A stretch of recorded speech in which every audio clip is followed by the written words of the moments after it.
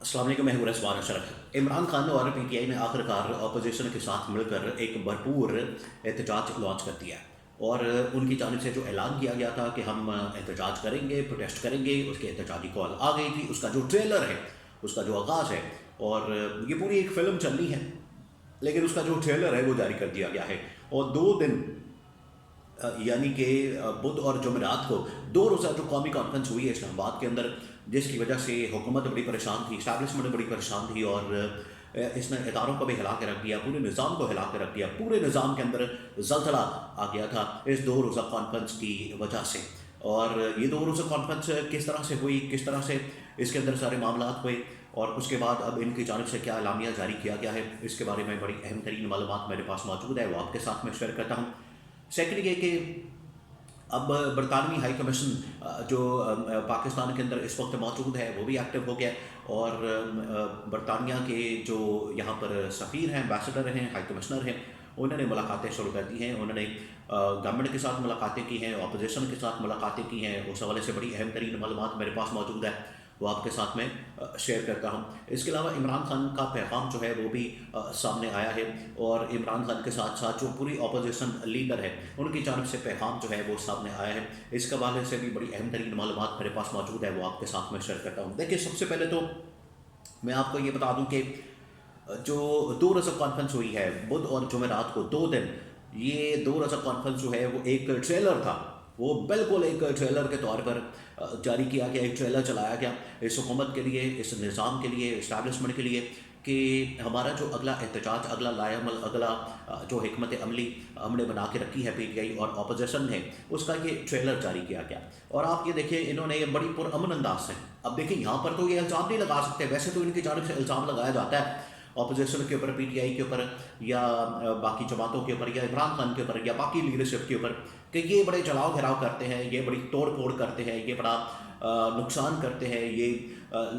जानी और माली नुकसान करते हैं, ये मुल्क के अंदर तबाही और बर्बादी करते हैं, मुल्क के अंदर जो है वो तोड़ फोड़ करते हैं, या नारकी फैलाते हैं, या खाना जंगी फैलाते हैं। तो ये कॉन्फ्रेंस पुरअमन अंदाज, एक हॉल के अंदर, एक होटल के अंदर पुरअमन अंदाज है। सिर्फ वहाँ पर तकरीरें करनी है,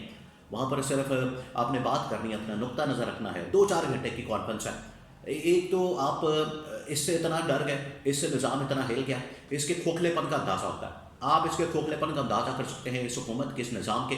कि 2 रोज़ा कॉन्फ्रेंस बड़ी पुरअमन अंदाज से एक होटल के अंदर, एक हॉल के अंदर होनी है, उससे भी ये पूरा का पूरा निज़ाम हिल गया। तो इसके निज़ाम के खोखलेपन का ये वाज़ेह सबूत है। दूसरी बात ये कि ये जो कॉन्फ्रेंस है ये शायद इतनी पॉपुलर ना होती, ये इतनी मकबूल ना होती, ये पाकिस्तान के अंदर इतना इम्पैक्ट क्रिएट ना करती, ये पाकिस्तान के अंदर इतनी पेनिट्रेट ना करती, और ना ये पाकिस्तान के अंदर हेडलाइंस बनाती, ना खबरों के अंदर आती, ना नेशनल मीडिया के ऊपर, ना सोशल मीडिया के ऊपर, और ना इंटरनेशनल मीडिया के अंदर हेडलाइंस बनती। लेकिन हुकूमत की नाअहली, हुकूमत की नालायकी, हुकूमत के निकम्मेपन की वजह से हालत ये हुई है, हुकूमत की नालायकी, वो इनके लिए नालायकी अपोजिशन के लिए या इस कॉन्फ्रेंस के लिए पॉजिटिव साबित हुई। और इसका फ़ायदा इस कॉन्फ्रेंस को ये हुआ कि हुकूमत ने जो वहाँ पर हरबे हथकंडे इस्तेमाल किए, हुकूमत ने जो वहाँ पर वारदात डालने की कोशिश की, साजिश की, इसको रुकवाने की कोशिश की, खलल डालने की कोशिश की, रुकावटें डालने की कोशिश की, उसकी वजह से ये कॉन्फ्रेंस ना सिर्फ पाकिस्तान के अंदर वायरल होगी बल्कि पूरी दुनिया के अंदर वायरल हो गई। अब जो हुकूमत की जानिब से हरबे हथकंडे इस्तेमाल किए गए वो मैं आपको बताता हूँ। फिर जो अपोजिशन की इस 2 रोज़ा कॉन्फ्रेंस का एलामिया जारी किया गया है वो मैं आपको बताता हूँ। अब ये हरबे हथकंडे ये इस्तेमाल किए गए कि इन्होंने होटल इंतज़ामिया को कहा कि आप होटल को बंद कर दें, उन्होंने होटल को बंद कर दिया। इन्होंने इंतज़ामिया को कहा कि आप वहाँ पर ताले लगा दें, गवर्नमेंट के और बाकी जो नामालूम अफराद थे उन्होंने आके होटल बंद करवा दिया, बाहर नफरी लगा दी, पुलिस आ गई, रेंजर्स आ गई, अपोजिशन वहाँ पर पहुँच गई। अपोजिशन ने फिर क्या किया, वहाँ पर छलांगें लगाई, वहाँ पर जंगले जो है वो टाप के अंदर जा रहे हैं, दरवाजे तोड़ के अंदर जा रहे हैं। खैर दरवाजे तो नहीं तोड़े, लेकिन जंगले फलांग के अंदर जा रहे हैं और अंदर हॉल के अंदर पहुँच गए। और हॉल के अंदर पहुँचे हैं, लॉबी के अंदर होटल की, हॉल तो इन्होंने बंद किया हुआ था, वहाँ पर ना इंतजामात, ना लाइट, ना बिजली, ना साउंड, ना कुछ और, ना वाईफाई, ना इंटरनेट, सब कुछ बंद कर दिया। तो वहाँ पर उन्होंने कॉन्फ्रेंस शुरू कर दी, वहाँ पर एक एक लीडर ने अपना पैगाम जारी कर दिया और बाद में एलामिया जारी किया गया। अब एलामिया बड़ा क्लियर है, एलामिया ये जारी किया गया है कि मुल्क के अंदर हकीकी आज़ादी की अब जद्दोजहद को जारी और सारी रखा जाएगा। ملک کے اندر یہ آئین اور قانون کی حکمرانی اور بالادستی کو یقینی بنایا جائے گا، ملک کے اندر 26ویں آئینی ترمیم کا خاتمہ کیا جائے گا، عدلیہ کے اندر حکومت کی مداخلت کو ختم کیا جائے گا، ملک کے اندر صاف اور شفاف انتخابات کے انعقاد کو یقینی بنایا جائے گا۔ 26ویں آئینی ترمیم کے نتیجے میں جو حملہ کیا گیا اس کو کسی صورت نہیں قبول کیا جا سکتا۔ اس کے علاوہ 8 فروری کے انتخابات کے نتیجے میں جو جعلی نظام قائم کیا گیا اس کو قبول نہیں کیا جا سکتا، اس پارلیمنٹ کو قبول نہیں کیا جا سکتا، اس حکومت کو، اس کے نتیجے میں آنے والی حکومت کو قبول نہیں کیا جا سکتا۔ یہ بڑا ہی مفصل قسم کا اور اس کا خلاصہ میں نے آپ کے سامنے رکھ دیا جو اس کا اعلامیہ جاری کیا گیا۔ اب آ جائیں اس کے اوپر کہ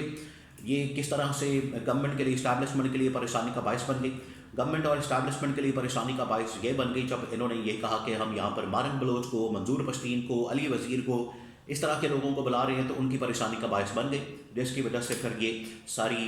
کارروائی ہوئی اور یہاں پر ایونٹ کو ہونے سے روک دیا گیا۔ تو ایک زلزلہ آیا ہوا ہے اس 2 روزہ کانفرنس سے۔ آپ یہ اندازہ کر سکتے ہیں کہ کس طرح سے اس نے پورے نظام کو کھوکھلا کر دیا، ایکسپوز کر دیا، بے نقاب کر دیا۔ اب آ جائیں کچھ محاذ کھلا ہوا ہے، انٹرنیشنل طاقتوں کی جانب سے پاکستان کے اوپر مسلسل پریشر آ رہا ہے، نہ صرف امریکہ کی جانب سے پریشر آ رہا ہے بلکہ اب برطانیہ کی جانب سے پریشر آ رہا ہے۔ برطانوی ہائی کمشنر جو اس وقت اسلام آباد کے اندر موجود ہیں، انہوں نے ملاقاتیں کی ہیں، انہوں نے نہ صرف اپوزیشن کے ساتھ، حکومت کے ساتھ، انہوں نے باقی جماعتوں کے ساتھ ملاقاتیں کی ہیں، اور ملاقاتوں کا مقصد یہ ہے کہ پاکستان کے اندر جو اس وقت حالات و واقعات بن چکے ہیں، پاکستان کے اندر جو اس وقت جمہوریت کی آڑ میں آمریت کا نظام قائم کیا گیا ہے، فسطائیت کا نظام قائم کیا گیا ہے، ملک کے اندر جو ہے تباہی اور بربادی کا نظام قائم کیا گیا ہے، آئین اور قانون کی دھجیاں اڑائی جاتی ہیں، انسانی حقوق کو پامال کیا جاتا ہے، اس کے اوپر انہوں نے نوٹس لیا ہے۔ اور آپ اس کو کنیکٹ کریں، ابھی کچھ عرصہ پہلے جو ہے آرمی چیف جنرل عاصم منیع نے برطانیہ کا دورہ کیا تھا، اور برطانیہ کے دورے میں ہی یہ تمام باتیں طے ہو گئی تھیں کہ انٹرنیشنل لیول کے اوپر پاکستان کی فوج کو کس طرح سے وہاں پر پیس مشن کے لیے بھیجا جا سکتا ہے مختلف علاقوں میں، خاص طور پہ یوکرین کے اندر، لیکن آپ نے جو انٹرنل اندرونی معاملات ہیں ان کو بھی ٹھیک کرنا ہے، پاکستان کے اندر جمہوریت کو بحال کرنا ہے، پاکستان کے اندر آئین اور قانون کی حکمرانی کو یقینی بنانا ہے۔ تو اس حوالے سے اب برطانیہ کا جو ہائی کمیشن ہے وہ ایکٹیو ہوا ہے، اور ان کے جو عہدیدار ہیں وہ یہاں پر پہنچے اور انہوں نے ملاقاتیں شروع کر دی ہیں۔ تو یہ ملاقاتیں اس کانٹیکسٹ میں ہو رہی ہیں کہ نہ صرف عمران خان کی رہائی بلکہ اپوزیشن کے جتنے کارکن، ورکر، سپورٹرز، ان کی لیڈرشپ، وہ تمام کی تمام جو جیلوں کے اندر موجود ہے، جس کی رہائی کی ڈیمانڈ، مطالبہ 2 روزہ کانفرنس کے نتیجے میں بھی سامنے آیا، اس کے اندر بھی یہ مطالبہ کیا گیا۔ اب عالمی طاقتوں کی جانب سے عمران خان کی رہائی، لیڈرشپ کی رہائی، کارکن، ورکر، سپورٹرز کی رہائی کی ڈیمانڈ کی جا رہی ہے، اور یہ پریشر مسلسل پاکستان کے اوپر اب پاکستان سے بھی بلڈ اپ ہو رہا ہے اور عالمی سطح سے بھی آ رہا ہے۔ تو اس پریشر کے سامنے ان کو آخرکار سرنڈر کر کے عمران خان کو رہا کرنا پڑے گا۔